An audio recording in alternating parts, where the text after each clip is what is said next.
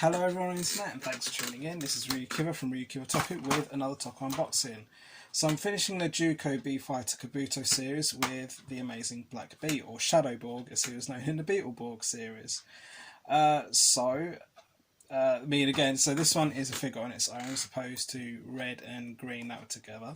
But getting on with the review of the box itself, S.H.Figuarts. S.H.Figuarts is a new standard figure series that incorporates the bandai action figure art under the theme pursuing character expression for humanoid action. Still don't know what that means. I mean, a good shot of the figure here. Seems to have gold accents, which I don't really remember too much. I mean, I did have I think it must have been like a 10-12 inch figure of it back in the day. And so it'll be interesting to see how this one looks. So this one was made in 2015, as they all were. You got the logo, Bandai Collector's Shop, Tamashii Nations, and Bandai. S.H.Figuarts Black Beet on 3 sides, contact details on the back. Shots here, I mean, it shows the lance both solid and as a grappling hook. But I remember the original toy in the 90s was literally just that one, so it'll be interesting to see what's actually in the box.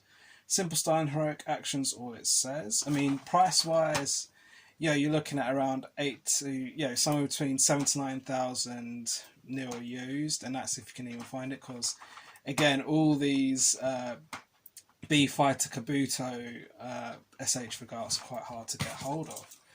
But straight on with the unboxing, and again I did get this new. So let's have a look. So yeah, I mean he's got 3 styles for the hook. One's long, one's short, and one's literally in his wrist. Odd number of hands, 2, 4, 6, 7, 8, 9 hands. And yeah, he's got the gun, he's got the grappling hook, and that's about it. But looking at the figure to begin with, I mean, compared to the other 3, it's a much subtle black, but the arms and the arms and legs are a lighter shade of black, where it's almost like a browny grey. So just peeling off the plastic for a quick second. And again, all these figures have come like quite soft in the limbs. It's something that I'm getting used to, I guess, because I'm more used to limbs being rugged. There we go.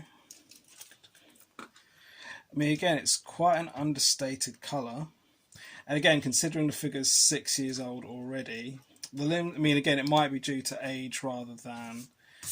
because again, these were supposed to be new. But yeah, I mean, again, that chest plate looks absolutely amazing, just as the original figures did. I mean, again, those main limbs are quite soft, but the side limbs are all pretty rugged. I mean, the knees not so much, I guess, on this one. Same arm plates as well. Again, those shoulder pads do look pretty good, but the one thing that SHF always do is like these ridiculous folding shoulder pads.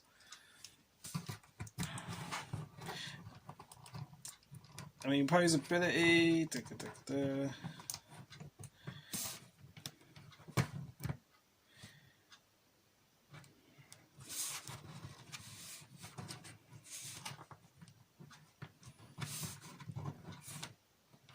I mean, this one seems to be a little off balance compared to the others.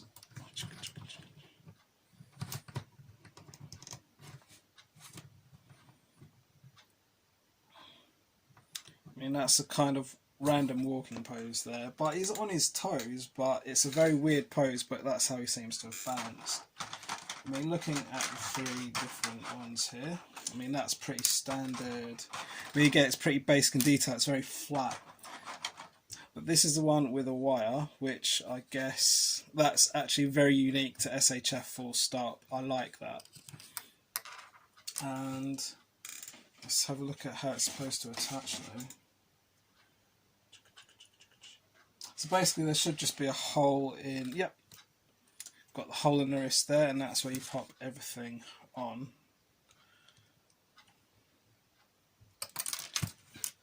I mean, the hole's not the greatest, I guess. Yeah, I mean, as long as you push it down hard enough.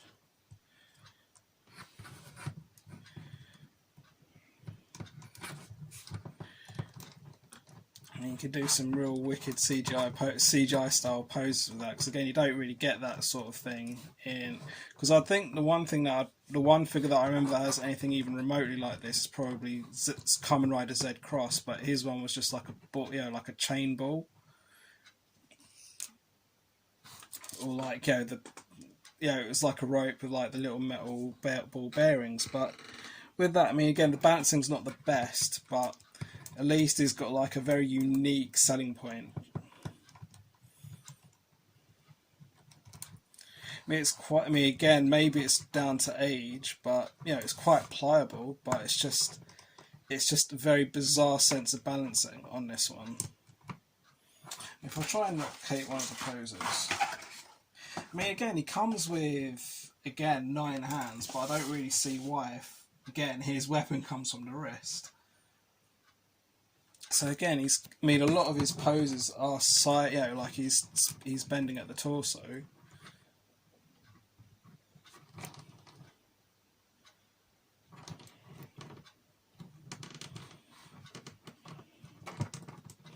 So I mean, again, all these Beet Fighter Kabuto figures, they do require perseverance.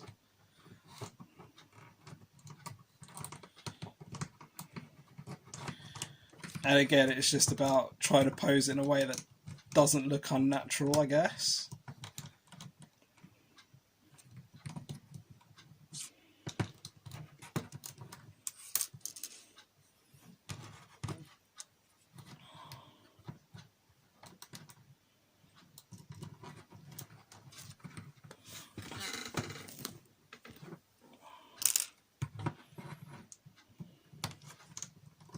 So like, I'm not too sure how that looks on camera.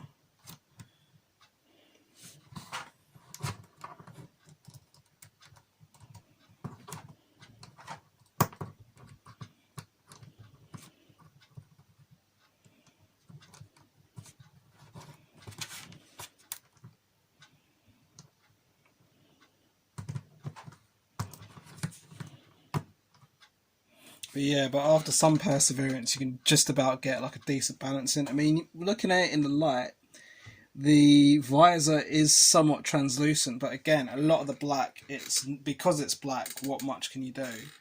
But the reds, the greys, they do make it pop a little bit, and the gold accents do give it a nice feel to it. But just to finish off, I'm only going to change one of the hands. I mean, again, it's quite got that similar feel. I mean, even though the gun pocket's in that hand, the wrist thing is in that hand, which is on that arm, which, again, you're not going to maybe in the series of Beet Fighter, he might have had them both at the same time. But again, it's been so long since I've seen Beetleborgs. And then in the images on the back, he's not even posed with the gun at all. I mean, again, all these figures, the hands are really hard to attach. So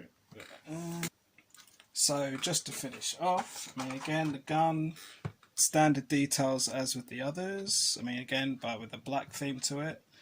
Again, I don't think I've picked the right hand for that, so just bear me on that one. So again, these rubbery hands are quite pliable, and if you bend the fingers enough, you might just be able to fit the gun in either hand, really, in either,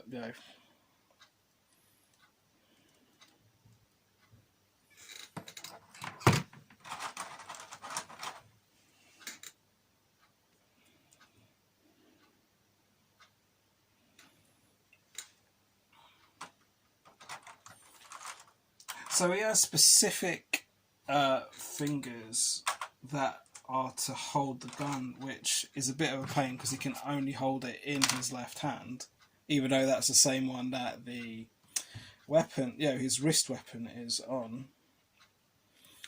So if I quickly switch those.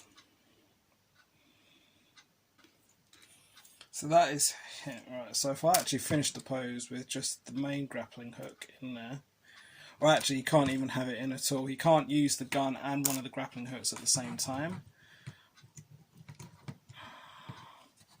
Just to give him a very straight, business-like pose.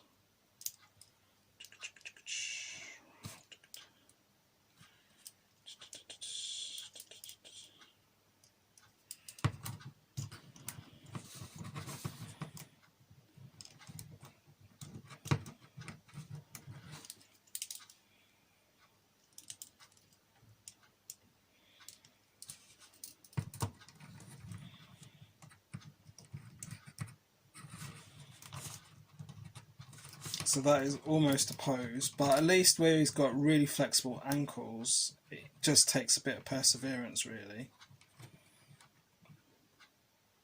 So he's just about steady there. But that is my review of Black Beet. See you next time.